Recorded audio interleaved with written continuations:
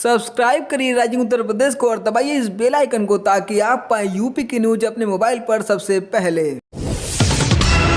मुख्यमंत्री योगी अपनी कर्मभूमि गोरखपुर के एक दिन के प्रवास के बाद लखनऊ लौट आए हैं। सीएम योगी आदित्यनाथ लखनऊ में कई कार्यक्रमों के साथ उज्ज्वला योजना की लाभार्थियों को निःशुल्क एलपीजी सिलेंडर का कनेक्शन भी बांटेंगे। उज्ज्वला योजना के दूसरे चरण में उन प्रवासी मजदूरों के लिए विशेष प्रावधान किया गया है जो पहले पते के प्रमाण के अभाव में इस लाभ से वंचित रह गए थे।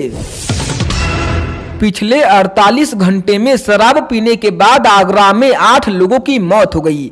4 लोगों की मौत ताजगंज क्षेत्र के गांव देवरी और 4 की मौत डौकी क्षेत्र के गांव कौलारा कला में हुई है।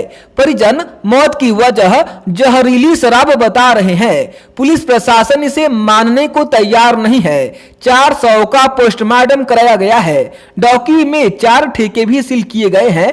घर वालों का आरोप है कि यहाँ शराब घरों से बिकती है। वे शराब बेचने वालों का नाम भी बता रहे हैं। मऊ सीट से बीएसपी सांसद अतुल राय पर रेप का आरोप लगाने वाली युवती ने भी दम तोड़ दिया। युवती और उसके साथी सत्यम प्रकाश राय ने 16 अगस्त को सुप्रीम कोर्ट के बाहर खुद को आग लगा ली थी। दोनों को गंभीर हालत में राम मनोहर लोहिया अस्पताल में भर्ती कराया गया था। सत्यम की 3 दिन पहले मौत हो गई थी और अब युवती ने भी दम तोड़ दिया है। युवती के साथ आग लगाने वाला सत्यम ही इस मामले में मुख्य गवाह था। आगरा में दिन दहाड़े बदमाशों ने आगरा दिल्ली हाईवे पर पेट्रोल पंप कर्मचारियों से कैश से भरा बैग लूट लिया। बैग में 11 लाख रुपए थे। बाइक सवार बदमाश फायर करते हुए मौके से भाग निकले। रास्ते में एक राहगीर की बाइक भी बदमाशों ने लूट ली। बदमाशों की फायरिंग में एक कर्मचारी मनोज के हाथ में गोली लगी है। घटना की जानकारी पर एसएसपी थाने के फोर्स के साथ मौके पर पहुंचे। बताया गया है कि शनिवार और रविवार को बैंक न खुलने की वजह से कर्मचारी कैश जमा करने जा रहे थे। उत्तर प्रदेश में विधानसभा चुनाव से पहले जातिगत जनगणना का मुद्दा जोर पकड़ रहा है। भाजपा सांसद और केंद्रीय राज्य मंत्री कौशल किशोर ने सुहेलदेव भारतीय समाज पार्टी के अध्यक्ष ओम प्रकाश राजभर पर निशाना साधा है। उन्होंने कहा, लोकसभा में हमने बिल पास किया है, राज्यों को अधिकार दिया है और हम जातिवार जनगणना समय आने पर कराएंगे। जातिवार जनगणना में लोगों के नाम, व्यवसाय और उनका धर्म भी पूछा जाता है, जाति भी पूछी जाती है। ओम प्रकाश राजभर या सपा को 2022 में हार का डर है। पहले भी हारे हैं और जो सीटें बची है वह भी हारेंगे, इसलिए ऐसे मुद्दे उठा रहे हैं। उत्तर प्रदेश अधीनस्थ सेवा चयन आयोग द्वारा आयोजित प्रारंभिक अर्हता परीक्षा यानी पीईटी शांतिपूर्वक संपन्न हो गई। परीक्षा में 85% परीक्षार्थी शामिल हुए। आयोग ने प्रश्न पत्र की 8 सीरीज को आयोग की वेबसाइट upssc.gov.in पर अपलोड कर दिया है। इसे 4 सितंबर तक देखा जा सकता है। दूसरी ओर प्रदेश के विभिन्न शहरों में सालवर गैंग के 12 सदस्यों को गिरफ्तार किया गया है। वाराणसी एसटीएफ ने व्हाट्सएप पर नकली पेपर की उत्तर कुंजी बेचने के आरोप में नैनी से रवि प्रकाश और मनीष को गिरफ्तार किया है। प्रयागराज एसटीएफ ने मजनपुर कौशाम्बी के दुर्गा देवी इंटर कॉलेज से बिहार के सालवर गैंग के पंकज, राहुल, अभिषेक सिंह और उदय शंकर को और प्रतापगढ़ कोतवाली पुलिस ने फुलवरिया स्थित न्यू एंजल से सीनियर सेकेंडरी स्कूल से बिहार के ही पवन रजक को पकड़ा। ये सभी दूसरे की जगह परीक्षा दे रहे थे। सीएजी यानी कैग की 2019 के प्रयागराज कुंभ की रिपोर्ट में बड़ा खुलासा होने पर कांग्रेस ने प्रदेश की योगी आदित्यनाथ सरकार को घेरा है। विधान परिषद में कांग्रेस के नेता दीपक सिंह ने योगी आदित्यनाथ सरकार पर वर्ष 2019 में हुए प्रयागराज कुंभ की भव्यता और दिव्यता के नाम पर करोड़ों रुपए के भ्रष्टाचार का आरोप लगाया है। प्रदेश में कोरोना महामारी की दूसरी लहर पर प्रभावी नियंत्रण बना हुआ है। ट्रेसिंग, टेस्टिंग और त्वरित ट्रीटमेंट के मंत्र से अच्छे रिजल्ट मिल रहे हैं। राज्य में 14 जिलों में अलीगढ़, औरैया, बदायूं, देवरिया, फर्रुखाबाद, फतेहपुर, गोंडा, हमीरपुर, हरदोई, कानपुर देहात, महोबा, मिर्जापुर, संत कबीर नगर और उन्नाव में कोविड का एक भी मरीज नहीं मिला है। पिछले 24 घंटे के दौरान 28 नए मरीजों की पुष्टि हुई है। प्रदेश के 28 लाख सरकारी कर्मचारियों और पेंशनरों के लिए बड़ी खुशखबरी है। राज्य कर्मचारियों और पेंशनरों को 1 जुलाई से 11% की बढ़ी दर से महंगाई भत्ता यानी डीए और महंगाई राहत यानी डीआर देने के प्रस्ताव को मुख्यमंत्री योगी ने मंजूरी दे दी है।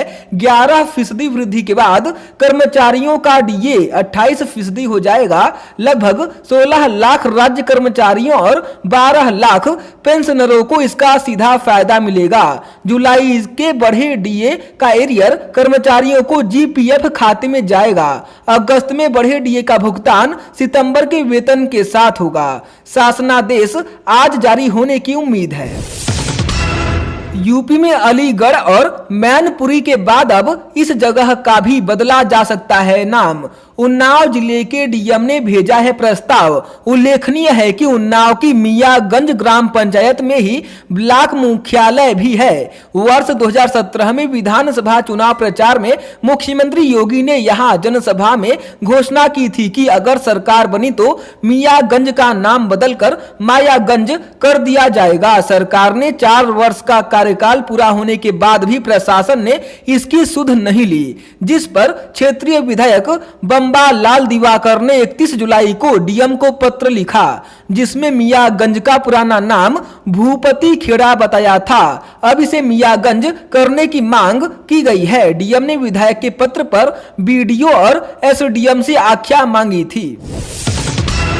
उत्तर प्रदेश में मिशन 2022 को लेकर इस बार बड़ी तैयारी में लगी समाजवादी पार्टी दायरा बढ़ाने के भी अभियान में लगी है। समाजवादी पार्टी दूसरे दल के नेताओं को शामिल करने के साथ विभिन्न क्षेत्र के प्रख्यात लोगों को भी अपने से जोड़ रही है। समाजवादी पार्टी के अध्यक्ष अखिलेश यादव ने इसी क्रम में प्रख्यात भोजपुरी गायक तथा गीतकार समर सिंह को पार्टी में शामिल किया है। अखिलेश यादव के संसदीय क्षेत्र आजमगढ़ के निवासी समर सिंह को पूर्विया यूथ का आइकन भी माना जाता है। समर सिंह को पार्टी में शामिल कर अखिलेश ने मिशन 2022 के लिए अपना बड़ा दांव चला है।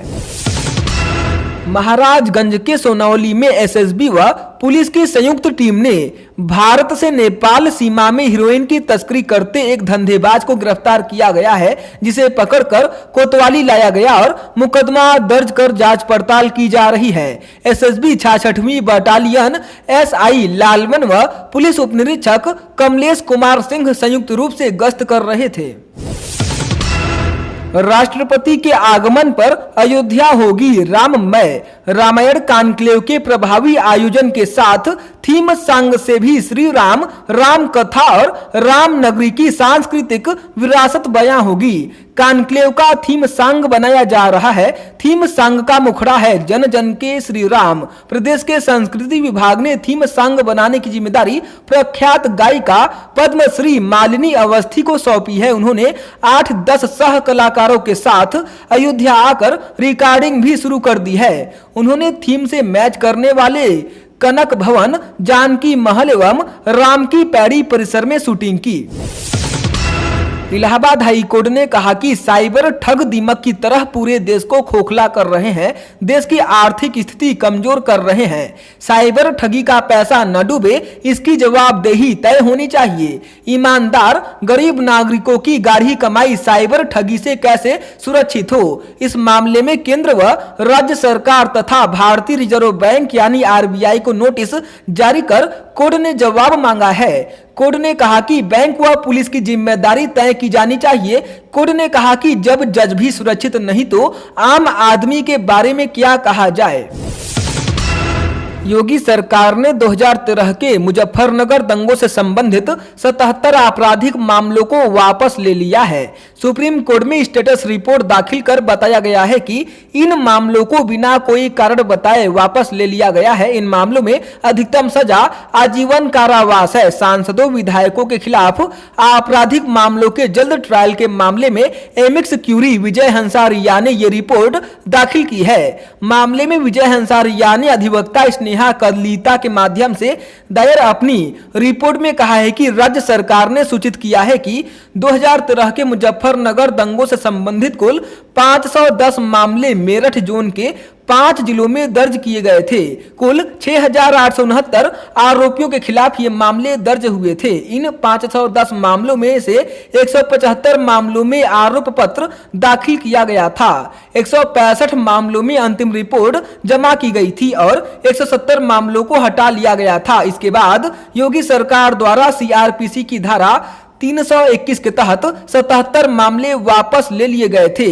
सरकारी आदेश में सीआरपीसी की धारा 321 के तहत मामला वापस लेने का कोई कारण नहीं बताया गया है। केवल यह बताया गया है कि प्रशासन ने पूरी तरह से विचार करने के बाद विशेष मामले को वापस लेने का फैसला किया है। हमीरपुर के जरिया थाने के गोहांड कस्बे से 21 अगस्त को 16 लाख का सोना और 2 लाख की नकदी लेकर लापता हुई चचेरी बहनों को पुलिस ने खोज निकाला। उनको इलाके के 2 लड़के झांसा देकर अपने साथ ले गए थे। पुलिस ने उनके पास से पूरा सोना और कैश बरामद कर लिया है। किशोरियों को ले जाने वाले लड़कों को पुलिस नाबालिग बता रही है। Uttar Pradesh defence industrial corridor के लखनऊ नोड में ब्रह्मोस मिसाइल का निर्माण किया जाएगा। ब्रह्मोस एरोस्पेस के सीईओ सुधीर कुमार मिश्र और मुख्यमंत्री योगी के बीच हुई मुलाकात में डिफेंस कॉरिडोर के लखनऊ नोड में ब्रह्मोस प्रोडक्शन सेंटर स्थापित करने के लिए 200 एकड़ जमीन आवंटित करने पर सहमति बनी। ब्रह्मोस मिसाइल का उत्पादन शुरू होने के बाद यूपी रक्षा उत्पाद निर्माण का हब बनने की दिशा में एक कदम आगे बढ़ेगा। ब्रह्मोस एरोस्पेस के सीईओ ने अब स्थापना एवं औद्योगिक विकास मंत्री सतीश महाना से भी मुलाकात की।